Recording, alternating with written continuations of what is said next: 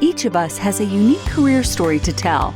For some, these fly high like rocket launches. For others, they're more like the game of chutes and ladders, with advances and setbacks along the way. Either way, we learn countless lessons from these experiences. And that's what we put into the spotlight here at Career Sessions Career Lessons. Join discussions featuring a variety of guests sharing their stories of ups and downs, as well as the secrets of their success and what drives them to continue moving forward. We break down the tools and resources that will help you establish your dream career and realize your professional goals. Here's your host, J.R. Lowry.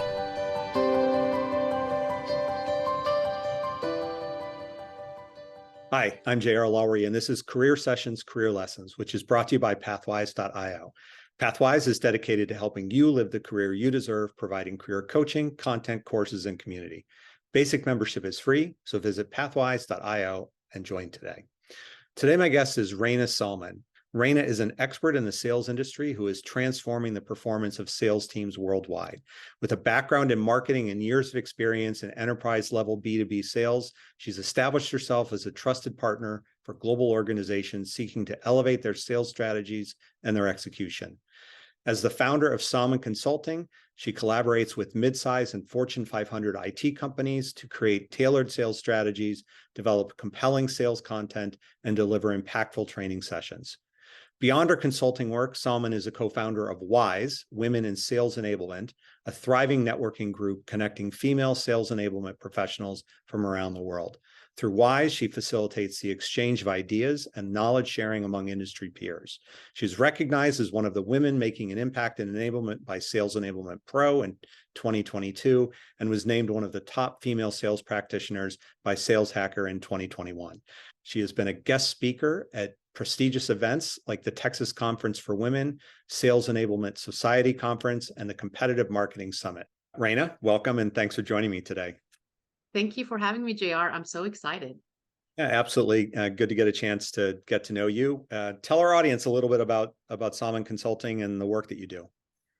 So for your audience, my name is Rana Salman, and I lead Salman Consulting. And really, we work with organizations to elevate their sales team's performance. And that is done through the strategy and then also the content, tools, and training to execute on that strategy. And who are the types of clients that you tend to work with, and what kinds of services do you provide to them? Yeah, so I work, JR, with hyper growth in large IT organizations, and we look at the sales process and we provide them with content, tools, and training that will help them and address a gap within that sales process. And that could be in a form of a training, that could be in a form of simplifying or defining the sales process, that could be in a form of actually coaching. So it really depends on what we're trying to achieve and what problems are we trying to solve. Do you tend to focus on certain industries?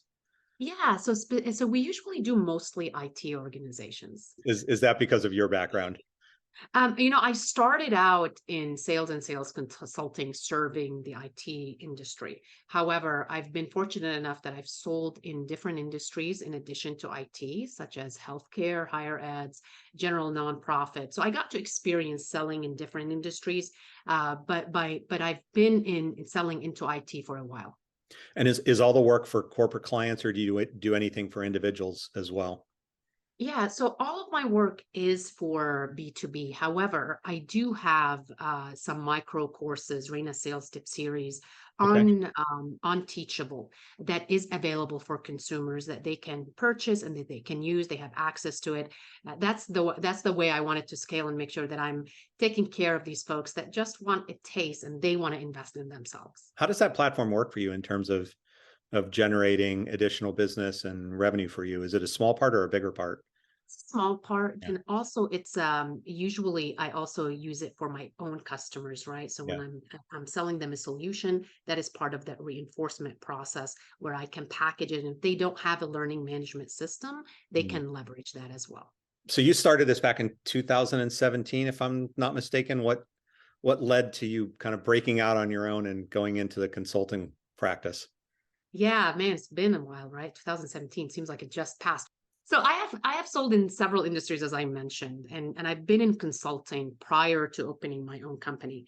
And as I was evaluating kind of the next phase of my career and wondered what I wanted to do, I'm an immigrant. I'm raised with entrepreneurs around me, and not entrepreneurs in terms of having a tech company. I was raised with folks that really worked hard in the restaurant business, in the car dealership business. So I saw the Mm, hustle of being an entrepreneur. I saw the good, and I also saw the hard work and the challenges that come across. So it took me a while to want to do it, but once that time came about, that hunger and that little immigrant hunger inside me, I was like, okay, maybe yeah. now it's time. How have you found the experience of being an entrepreneur?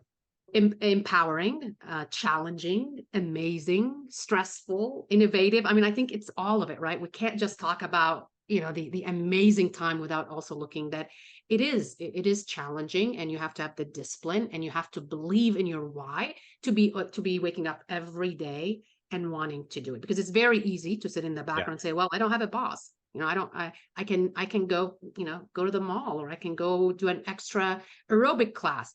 But the reality is you got to also have that discipline. Somebody described it to me recently as you have to have at least a little bit of crazy to be willing to be an entrepreneur.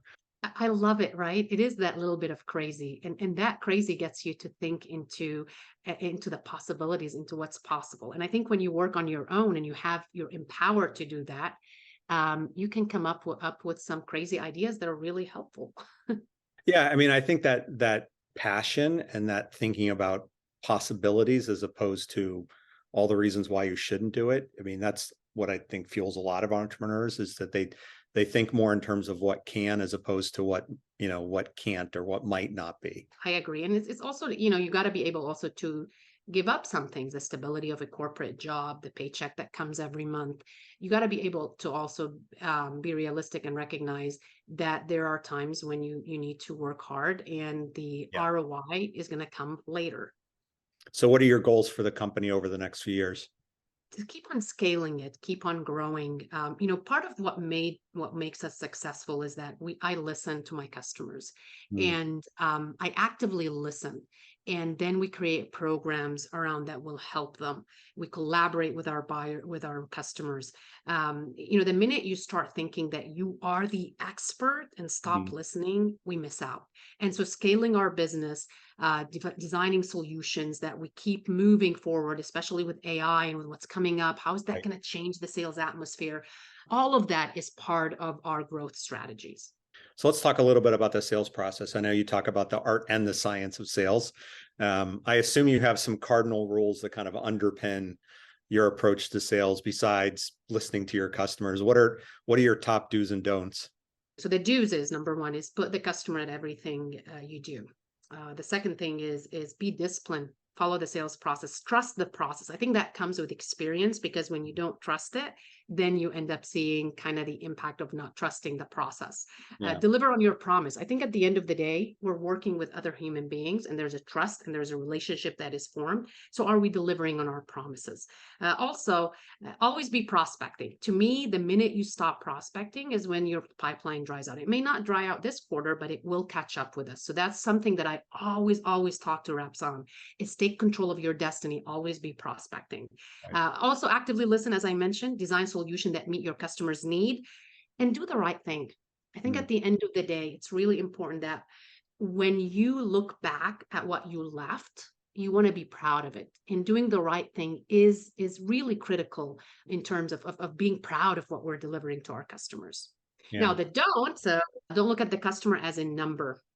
They're people. I think we Mm, tend to look at these Excel files, and I've been in sales, I've been in leadership, and you look at at the Excel files, and you start looking at your quota, and you're looking at them as numbers. That is one thing I don't believe in. I believe every person I work with, no matter how big the organization is, I'm not working with that organization. I'm working with that human that has a problem, that has an initiative, that I want to be part of their success.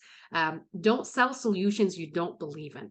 I think that's really important. If you don't believe in something, it shows across. They can see when we're faking it, right? And so yeah. make sure that you are selling something that you truly believe in it. Also, don't show up and throw up products. I think that we learn that as we start selling and as we start seeing the impact of selling value to selling to the business outcomes, instead of showing up and just talking about how great we are. Who wants to work with someone that all they do is talk about how great they are? And then last but not least, don't let go of your values. I think it's really important that there is non-negotiable and that you visit that. And I think in sales, we have to visit that because sometimes there's this deal and there's quota that we want to meet. We got to ask ourselves, are we doing the right thing? You've covered, I mean, people being at the center of what you're talking about, I'm sure is one of the essences of the art. Are there other things that you would lump into the art of selling? Yeah, I think that's a great question. The art of selling. I think what makes you unique as a seller is an art. It's not just about your products. People are buying from you, JR. They're buying Yeah. from Rana. So how Right. are you showing up as a person? How are you connecting with people? How are you developing a relationship? What about your EQ, your emotional intelligence? All of this is unique to you as an individual, in my opinion. And where's the science come in? Oh, the science, right? The sales process, the tools that we have, the analytics that we have. All of this is part of that science, that predictive analytics. All of that is going to help us in helping that human and also in helping us growing our business. Besides the obvious, which would be salesforce.com, what are the other tools that are kind of your favorites or that you feel like have the ability to have the most impact for a sales organization? Yeah, I think there's AI tools, for example, Chat GPT, there is Perplexity, there is AI Genius, there is LinkedIn Sales Navigator. There's a lot of tools out there. What we need to do is to make sure that we are understanding how they work together, and we're not just using tools because we want to use tools, right? At the end of the day, we got to think of it, how is this translating to our buyers? Yeah. And are we using them to help them solve a problem, to be efficient, to be productive? There has to be a business case of why we're using these tools, because sometimes you get into in an organization and there's so many tools and they're disparate, right? They're just disconnected, and it ends up being a diminishing law of diminishing returns, right? The ROI is not there if the rep is trying to figure out, well, how does these all work together, and how are they going to help me help my customers, and how is it going to help me close deals? And the data matters too. I mean, you can have all those tools, but if the data isn't integrated, if it isn't accurate, if it isn't timely, all of those kinds of things, you're just managing garbage in, garbage out, right? Exactly. You just said what I wanted to say. Garbage in, garbage out. We have to make sure that there is data hygiene, and that also that we are setting our reps up for success from a sales ops perspective. You were in sales before you started this business. How did you learn to be an effective salesperson? I learned by looking at how others are doing it, the top performers. I learned by reading and attending conferences. I learned by joining groups, networking groups. I learned from my own mistakes, those oh darn moment where you're Yeah. listening to yourself and you're cringing and you're thinking, oh my gosh, I need to work on that. And so that self-awareness is such a gift. It's a painful gift, but when you really open up and look at some of the areas of your strength, but also areas that are gaps and that could be a liability in your future success, and you work on it, those are some things that has helped me be where I am today. And I'm always learning. Like right now, JR, I'm learning from you, right? Every person we meet, we Right. gotta think through that growth mindset. Like, how can I learn from that person? Exactly. I completely agree, which is one of the reasons why I started this podcast in the first place, was just to, interact with people I might not interact with. And even with people that I've known for many years, when you start going through their career process and hearing what they've done in more detail, why they made decisions, where they would do things differently, you learn a lot from that. I agree. I agree. And I think the moment you feel like you've learned everything, especially in sales, the moment you think, man, I'm so great at it, I don't Yeah, need to learn anymore, it's going to come back and bite you. absolutely. So what were some of the mistakes or the tough lessons that you learned along the way? Oh, what did I learn? So I sold to the wrong buyers, for example. Mm. I was working on a deal and I thought I was selling to the C-suite. So I thought, hey, they have the power to sign that check and get me that PO. last minute I learned that it needed to go to the board. That was one instance. My mistake was I assumed, right? I didn't ask the question, what does your internal decision making process look like? And I think that is one area where we tend to mess up because we assumed.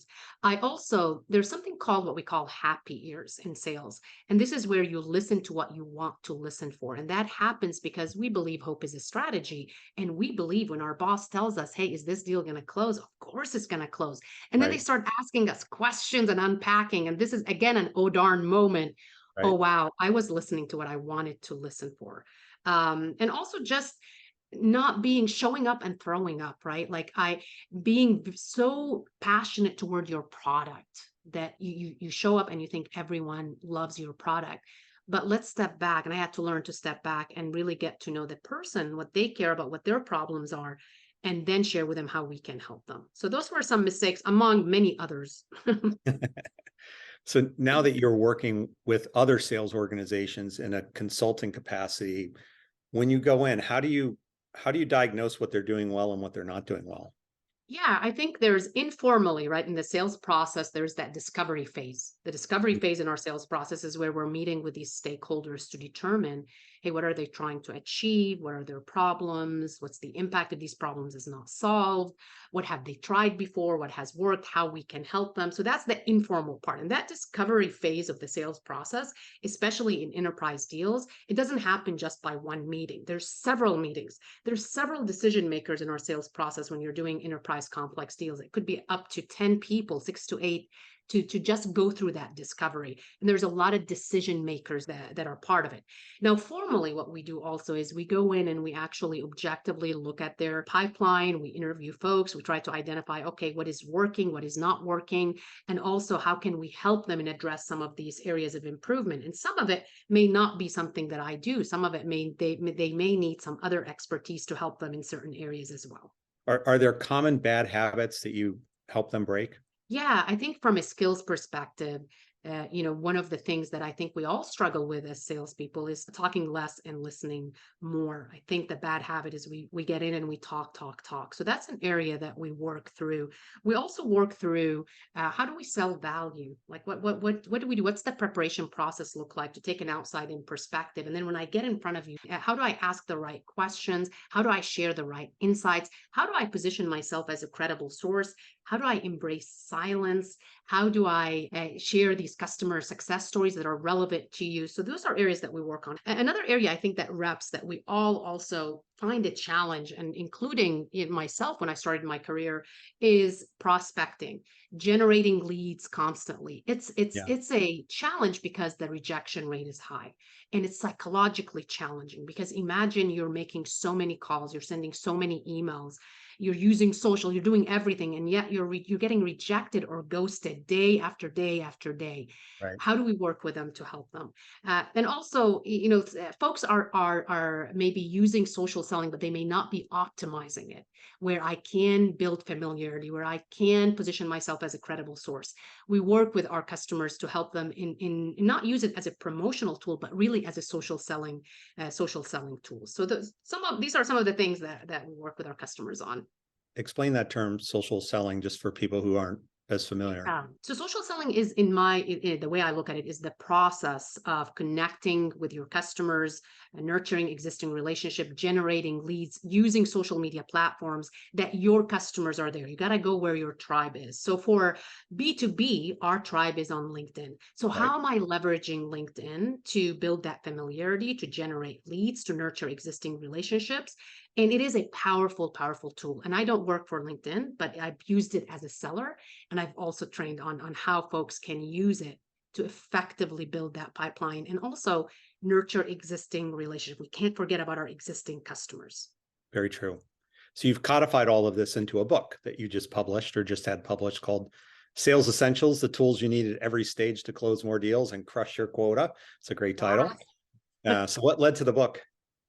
If you look at my background, I am a research nerd. In fact, before I wanted to go into selling, I thought I wanted to be a researcher. And so it was natural for me to get to a point in my life where I wanted to provide the reps worldwide with this reference guide that includes the essentials and how to sell value in a way that is consumable and digestible. And not just because from my own learning, but I've been doing sales consulting for a long time, even before I opened my company.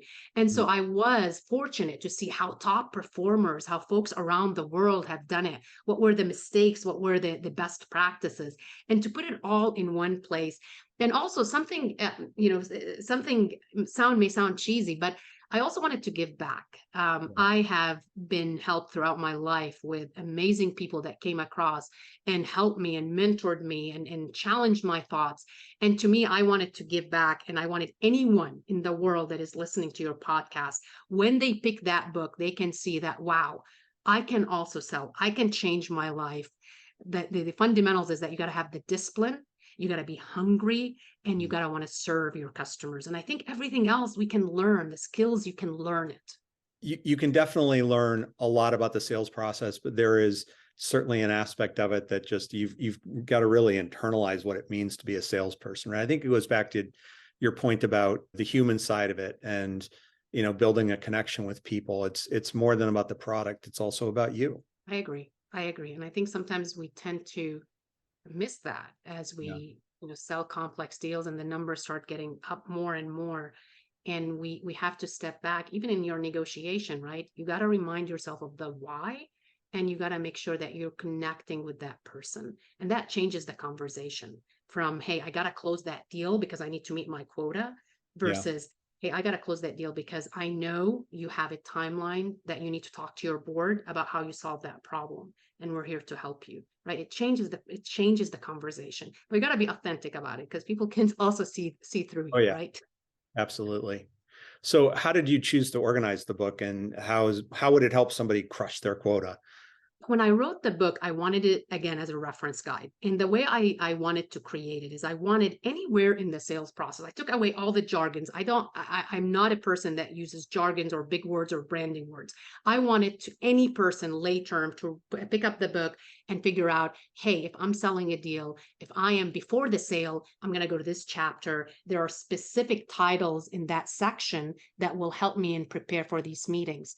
And then during the sale, there are specific chapters such as discovery, such as doing a demo, such as closing the deal and negotiating. So the titles are so real and so practical that I wanted the rep to go to that chapter, read it really quickly, use the tools that I have included, and then go do their business, and then come back and then say, okay, now I'm in the next phase of this conversation. Okay, Rana, what have you got around that? And I've heard reps the way they're using it, JR, is that they actually put it in their laptop bag, and right before they go into calls, they open that chapter and they're just reminding themselves of some of these best practices. So you were published by McGraw-Hill. How did you sign with them, and where and when in the writing process did that happen? Yeah, when the universe, when everything aligns, right? They reached out to me, and I was recommended by it to them. I had actually already made up my mind that I'm writing a book, and I started actually the process, and I had envisioned what we need to do before, during, and after the sale. And I started writing it, and then they came along, and of course they took it to the next level, right? That they asked questions, they challenged some of my thinking, and I loved it, because that's how you take things to the next level, is when you have people asking the why or why not. And we got it to the finish line. Yeah, I mean, it's, everybody I know who's published a book, talks about it being a grueling process, because they do come in and, even if you think you're a fantastic writer, they're going to find a million things they don't like about the way that you've organized it, or your writing style, or the examples you use, or whatever. And it goes back to, your point about prospecting, right? It's similar writing. You're going to get a lot of rejection from publishing houses. And you're going to get a lot of feedback that you might not really want to hear about what you've written. And that people find that psychologically hard. I was so blessed and fortunate that I worked with an amazing editor that was so professional. And even when she gave me advice and input and insight, we formed this relationship where we were collaborating on our book. In fact, we called it our baby book because we are creating something. So I'm fortunate that I haven't experienced the other side of where it was more of, no, you do it my way. There was a lot of collaboration and conversations, Hmm. and it made the product. It was a partnership. It was a total partnership because it made the product something that we both are very proud of. That's great. How's it gone so far? You just released the book in June, so it hasn't been all that long yet, right? Yeah. So far, I'm happy, and I'm very humbled. When we released it several times, it made it to the #1 new release in Amazon's business sales category. Even before we released it, when we start talking about pre-order, the Amazing. network, right? When you do the right thing for your customers, people show up for you. So Yeah. the pre-order phase was amazing, and then when we released it in June, it made it again to the #1 new release. And I think the first week it made it to #1 bestseller in Amazon's business sales category. I have the screenshots, JR. And so it has been a great experience. Now, what I would tell you, the best experience has been is when I get emails from sellers that Yeah. really this book has helped them, and that are talking about it, and that when they see me in conferences or when they see me on LinkedIn, they're reaching out and they're giving their input. And I love it because I think we as a community need to be having a two-way conversations and learning from one another. And I think that's what makes my heart happy. Yeah. I mean, it's great when you feel like the thing that you've worked so hard on creating is actually bringing value to people, and they're taking the time to actually tell you that. Yeah. Because in the world we hear a lot about the nay, right? Like people Right. complaining, and so when you see positivity and when you see people cheering you on, even a stranger, right? That to me says a lot about our community in sales. So alongside all of that, you also co-founded Women in Sales Enablement, WISE. So tell our audience a little bit about that. Yeah, so along with three amazing co-founders, we found WISE, which really brings women in sales enablement from all around the world together to learn, to grow, and really important to celebrate one another. We started it by accident. I mean, it wasn't like something we planned, Hmm. but then it grew as a community, and we opened it up for everyone. How much are you involved with it at this point? I know that, you've got so many other things on your plate. Yes, great question. So last year, we started recruiting global leads that Hmm. are actually taking it to the next level. And I'm still in the background. If they have any questions, the co-founders are still in the background with any questions, with any insights. But we have an amazing global lead, ladies in sales enablement, that are doing amazing things in our community. And this is what WISE is. WISE is not about one person staying and getting all of the glory. WISE is about embracing collaboration, growing other women. And that's part of our process. And it also shows in how we're handing it over and letting it fly with these amazing women that are taking it to the next level. I had a similar conversation with somebody who I interviewed way back at the beginning of my podcast, who started a group basically for women who were in the restaurant business during COVID, as they were kind of helping each other figure out how to get through the pandemic. And she describes a similar journey. It's called Let's Talk Women, and all these chapters have developed, and it's really kind of taken off. And it's a little bit hard to see your baby kind of go beyond your personal ability to be deeply involved in it anymore. But when you see these leads, as you were describing, working, to help build chapters around the world and, help Yes. spread the gospel, if you will, is a great thing. I love it. I love seeing it. When we started WISE, we were, four women that wanted to go out for dinner in South Austin and have Yeah. a meal and talk through enablement. But then it was supposed to be in 1 hour. It ended up being 4 or 5 hours. We have to be moved outside of the restaurant. And Yeah. in that moment, we recognized we were learning, but we were also having fun, and we were being authentic. We were being ourselves. And so the next day we asked ourselves, hey, do you want to do it again? And next meeting, bring a friend. And Yeah. so someone brought a friend, and then other people on LinkedIn saw it, and they started wanting to grow Right. the movement. So it's been amazing. So let's talk about your career journey. You've mentioned that you grew up around entrepreneurs, but what did you envision yourself doing professionally when you were a kid? Yeah, I think our age group, you don't think about, hey, I want to be in sales. I think today's environment, there are some amazing sales college programs. But when I was growing up, I wanted to be a researcher. I was a nerd. I love to learn and find solutions to problems. And that's what I wanted to be. I didn't know what that would translate to, but that's what I wanted to do. But you did have some childhood experience in sales, right? Yeah, so my sweet dad. So I was born and raised in Beirut, Lebanon, suburbs of Beirut. When I was 11 years old, my dad sold life insurance policies. And I remember he had an appointment and it was at a beach house, a customer's beach house. And I wanted to go to that beach. Somehow, I don't remember the details, but I somehow convinced my dad to take me with him. At that moment, I didn't know that this is going to impact me later in life. But the way my dad conducted his business, the way my dad prepared, the way my dad talked to these customers, the way my dad cared about people and making sure that they got the right solution. I think later on, as I started remembering kind of what I learned in sales and who I learned it from, that experience definitely stuck out for me.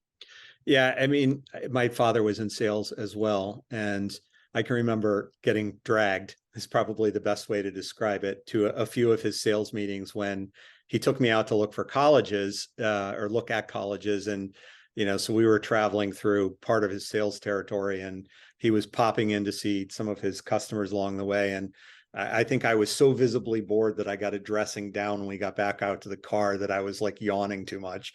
And it was probably at that moment that I realized that maybe I wasn't really cut out for sales. Such a funny story. And you know what? Your dad did the right thing, because anytime we travel anywhere, that's all I'm thinking of is, okay, where are my customers? Where can I see them? Yeah. So you studied public relations though in college. So how did you end up zeroing in on that? Yeah, I'm going to tell you the honest reason is I was on my third year of being a computer science major, and Yeah. I was so tired of sitting in these computer labs and spending days sometimes trying to find a small syntactical errors. I mean, we didn't have the tools that you do right now where you automate, you can find some of these. So I was Right. programming in C++, Java, I think even Right. COBOL. And I remember in my middle of my junior year recognizing, man, I can't do this. Like, I'm a people person. What am I thinking? Like, I cannot do it. And when you're almost crying sitting next to that computer, you recognize, okay, I need to look at what makes me happy and not look at the dollar signs, because I think when you find your passion, the money will follow. And Yeah. that's when I had this aha moment where, man, I love to write. I love to interview people just like you, JR. And I love to be around people and tell their stories. And that's where naturally I met with my counselor, and that's where I landed. So you've talked a little bit about some of the jobs that you had along the way, but give a little bit more of a sense of the kinds of things that you did in between college and starting the consulting. Yes. Oh my gosh. So I was a bank teller. My first real job was a bank teller, which was so important when I look back, because it taught me about being a frontline employee and the customer Yeah. service of it. So it was a really great boot camp, had great leaders that I learned from. I was a marketing assistant in healthcare. I was a marketing specialist. I was a content developer, creating enablement programs. I was a VP of business development. I was an SVP of sales. And so all of that has really shaped me on being the person that I am today from a professional perspective. Are there any particular experiences that really stand out when you look back? There's so many of them. And I was thinking about this.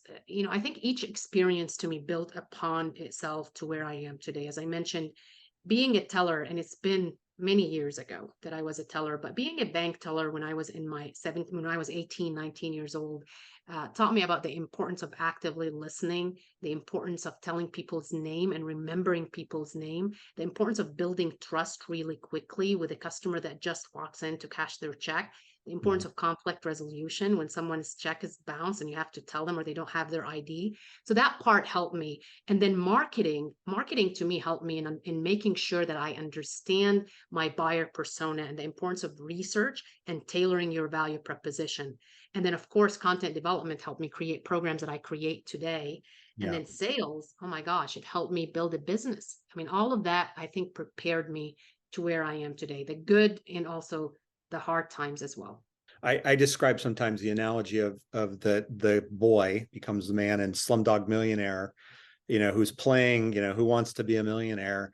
And all of these questions, they're coming from all of these seemingly random directions, all, had some linkage to some past experience in his life. And it's not a perfect analogy, but I've always felt the same way, that everything I've done, and I've done some different things too over the years, you learn from all of those experiences, and your professional approach is an amalgamation of worked for you and what hasn't worked for you, and the things you've done right and the things that you've done wrong. And you can learn from any job you have, even when you don't appreciate it at the time. I totally agree with you. I think, and I always tell, I have two boys, and I tell my kids that if you take one thing out of your life, it will change the trajectory of where you're at. And so you have to go through some of that pains. You have to go through some of that growth that will lead you to a point where you say, okay, wow, okay, I made it. I'm proud of myself. I did this and this, but you can't take those pains out. We were having a funny conversation with coworkers. I was out with coworkers at dinner one point last year, and somebody asked the question, like, what was the worst job you've ever had? Which is funny because, you all go back to those things that you did when you were younger. And one woman in our group, who's about 5 feet tall, maybe a little bit taller, she said, well, I slaughtered animals. And we're all like, you win. Like, this, the conversation's over. Nobody's going to top that. Yeah. So when you look back on your career so far, what are the consistent strengths that you've drawn on again and again? Yeah, I think discipline and hard work, because sometimes you're not motivated. I mean, if people are saying, oh, motivation is going to get you successful, some days you wake up and you're like, oh man. But if you have the discipline and the stamina and the hard work to Yeah. keep going, I know that this is one of my competitive differentiators, that I can't outwork people, right? Hmm. That's something that I've learned from my immigrant family, from people that I've been raised around, that this is a speed is a competitive differentiator. Hard work is, you don't need to be the smartest person in the room. But you if you don't have that hard work and that hunger, that you can miss out. So that's one. Customer centricity is another thing. I've always, and I think it's part of my marketing background, I always look at the customer at the center of the universe and try to figure out, well, how can we help them? How can we approach them? What are they thinking of? What's that day in the life?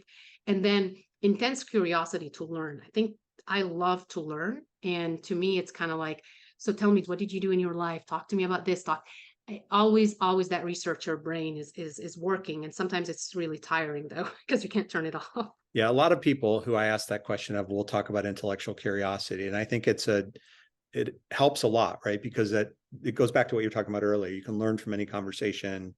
Having the growth mindset is about learning, and so having that inherent curiosity about things and being open to challenging your views and maybe refining your thinking is something that I think benefits people as a strength for those who do have that. Yeah, I totally agree with you. I totally agree with you. What were some of the things that you've had to focus on developing along the way, and how do you go about that? Part of my problem, because I'm fast and I want to get things done and I want to keep going, is early on in my career, it was harder for me to delegate. And I had to learn that, because I thought I was faster and I thought I could do it better. But the reality of it, I learned that I'm not. That if I delegate to the right people, and if I have a process in place, that actually the product and the outcome ends up being better. So delegating was one of these areas, and I really found that out through coaching and through having a career coach and working through doing a 360 assessment and determining, okay, what is my strength and what are areas of weaknesses that will be a liability for my growth. And if you can't delegate, you can't lead effectively, right? So that's one of it. The second thing is not expecting everything to be done yesterday. That's something that I'm constantly working through and that I had to learn as well. And to also make sure that I don't, not everything is a sense of urgency. In sales, it's awesome, right? Because if you're always like on, you're going to close deals. But when you're leading, you want to make sure that you have a balance of things. There are some things that we're going to be working all weekends, and all of us are going to be doing it. But there are some things that are really not to that extent. Was there a point at which you had a particularly big challenge in your career that you had to work on overcoming? Yeah, one of the challenges that I face is when I was trying to complete my PhD with 2 kids under the age of 5. Yeah. And getting that first chapter back and it's all red. read and you're like, oh my gosh, how am I going to make this happen? So this experience has taught me grit. It also taught me to integrate my personal life and my professional life. I mean, my kids did not get the nursery stories. They got marketing books. Chapter one, I was reading to them about buyers and segmentation. And so I had to integrate my personal life and my professional life. And it really taught me also to push myself. It's very easy to give up when you're like, okay, I can't do this anymore. And to overcome this challenge, I think that the number one thing I had is the support of my of people around me that really supported me. I built a network of folks that were going through similar experiences. I had a partner and a husband that was there for me, pushing me. And I also had to always back to my why. Why am I doing this? And so that helped me get through. And every time I face a challenge, I go back to that time. I'm like, okay, if I can do it with two little kids and defend that dissertation, then I can do anything. Are there routines or habits that have helped you? Yes. So one of them is, waking every day and having the mindset that I am going to be successful. I am going to prospect continuously. I am going to be disciplined in terms of following the sales process and trusting that sales process. And also, I always show up. One of the things that I teach salespeople is how you show up matters. Are you prepared? Have you done your homework? Do you understand the purpose of that meeting? Do you have some of the questions that you want to ask them? Have you identified some insights you want to share, some customer success stories? So being prepared is also something that has helped me be where I am today. You mentioned running before we started recording. Is that how you recharge your battery, or are there other things that are important to you? I'm like you. You're a runner and a hiker. I'm only a runner, but I've been running, man, since I was, I think, 7 years old. And Yeah.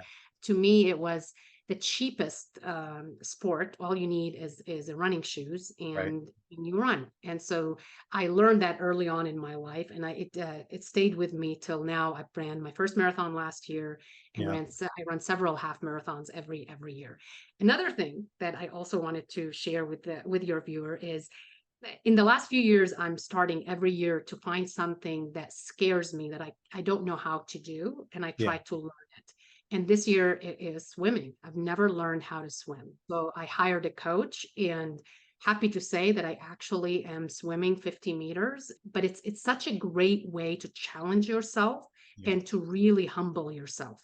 To me, it's really important that every time now and then you shock your system. It's about getting comfortable being uncomfortable, as the expression goes. And in Grit, Angela Duckworth describes it as, doing a hard thing, right? She makes everybody in her family pick a hard thing that they're going to do, and they can't give it up other than at natural break points. And so, they all have like that hard thing that they're always working on. So it's an interesting idea that I took away from that book. I love it. I love it. I think all of us, in order to grow, you got to embrace discomfort. And there's so many times where I wanted to quit. It's telling yourself, okay, the grit, right? I can do it. I Yeah, can do it. absolutely. Last question. If you could give advice to your younger self, what advice would you share? Lots of advice. The one that I would really, the one that stood out for me is to be present and not always thinking of what's next. Mm. I think as an entrepreneur and also as someone that is an achiever, and you see that with folks that are always trying to achieve and grow, is that they're always thinking of that next thing. And I had to learn as I got older that, man, be present. You just, for example, I just published my book. Be present, enjoy it. And it takes me a little bit more. I mean, I'm still working on that.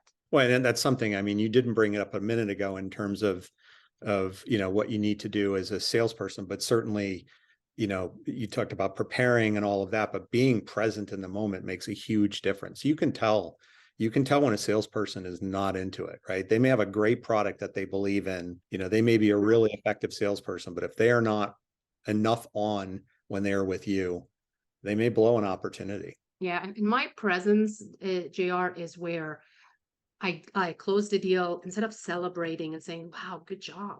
Okay, what's next? What's next? Yeah. What's next? What's next? And so I had to learn to kind of embrace those wins and be like, okay, let's take a deep breath and let's be present and enjoy that experience. Yeah, I'm a bit like that as well. And it's, something I'm still working on. So Well, thank you for doing this. Appreciate your time. It's good to hear about your business and your book and whys and the other things you've been doing. And I wish you the best of luck in all of it going forward. Thank you. Thank you for having me, for having a place for folks to learn from one another, and for taking time with me today. I truly appreciate it. Absolutely. I'd like to thank Rana for joining me today to discuss her focus on sales effectiveness and how it's played a role in her own career journey and in her consulting work. If you're ready to take control of your career, visit pathwise.io. If you'd like more regular career insights, become a Pathwise member. It's free. You can also sign up on the website for the Pathwise newsletter and follow Pathwise on LinkedIn, Twitter, Facebook, and YouTube. Thanks. Have a great day.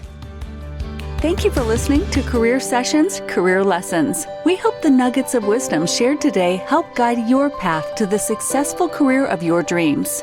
This podcast series is part of Pathwise.io, which is here to help you live the career you want. We provide a comprehensive mix of career and professional development events, insights, tools, and exercises backed by a group of leading coaches and other career management experts. If you aspire to something more or just something different in your career, join us at Pathwise.io. You can find us on LinkedIn, Facebook, and Twitter.